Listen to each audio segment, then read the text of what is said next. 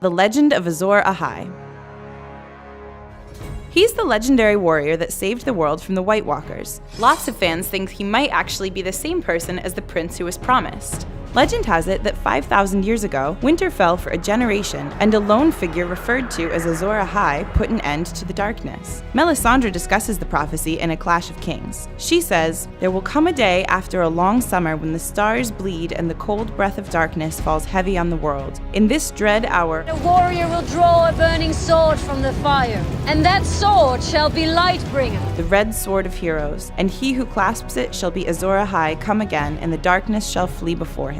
Let's talk about Lightbringer for a minute. This is a crucial aspect to the whole prophecy, the fabled sword that was cast of living fire. Azor Ahai took 3 tries to create the sword. First, he tempered it in water, but the sword broke. Then, he tried to temper it in the heart of a lion, but again the sword broke. Finally, he made a 3rd sword, stronger than the others. He called his true love to him, his beloved wife Nissa. He tempered the sword by driving it into her heart, sacrificing his greatest love but binding her soul in Lightbringer. In the legend, Lightbringer is always referred to as a sword, but many people think that it might simply be a metaphor for something else, another type of weapon that could be used against the White Walkers. In A Dance with Dragons, Melisandre says to Jon Snow, "When the red star bleeds and the darkness gathers, Azor Ahai shall be born again amidst smoke and salt to wake dragons out of stone."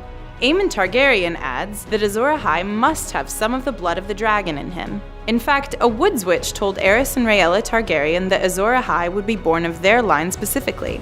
As Targaryens, anyone from their line would count as having the blood of the dragon. So to recap, there are 7 total signs that point to Azor Ahai. Number 1, Lightbringer, a sword or some other weapon that can be used to fight the White Walkers and save the Earth from the Long Night. Number 2, reborn and forging Lightbringer under a bleeding star.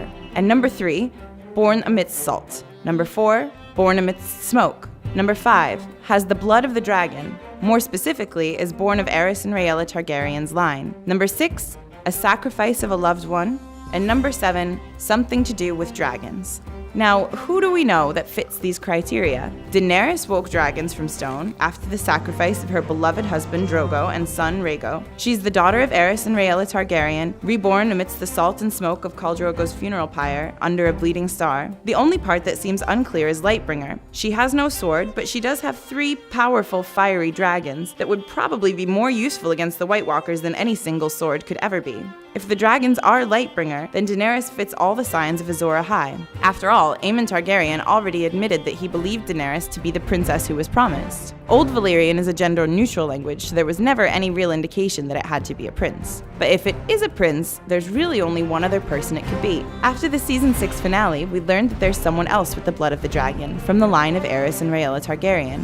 Jon Snow was killed and brought back to life, or reborn. In A Dance with Dragons, his wound is described as smoking. Someone is bleeding in a star-patterned cloak, and Bowen Marsh is crying salt. Jon is already a brave warrior, fighting against the White Walkers, so these are all signs that point to him being Azor Ahai.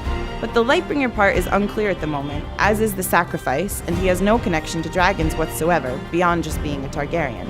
Melisandre seems convinced that he's Azor Ahai. He's the prince that was promised. But she's been wrong before. Some have argued that Jaime Lannister could be Azor Ahai, since he could hold a burning sword in his golden hand, and might have to temper it by driving it through the heart of his beloved Cersei, if she starts going even crazier now that she's Queen of the Seven Kingdoms. But this seems unlikely, since it doesn't fit any other parts of the prophecy. Right now, it looks like Azor Ahai is probably Dany, or possibly Jon, but maybe even both, since that would bring together a song of ice and fire. Who do you think is the prince who was promised?